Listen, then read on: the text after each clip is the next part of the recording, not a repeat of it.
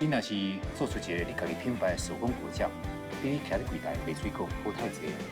我即马开始，我跟你社会拍嘛，来做一个你家己的手工果酱。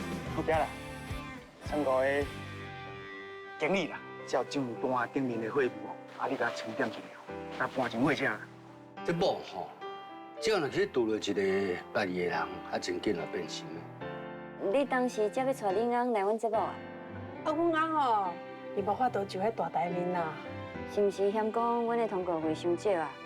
啊，若无我甲我主持费互伊啊？我是王佩云的先生呢。行啦。哎呀，你这，我真想要回去，我真想要回去我妈的厝尔啦。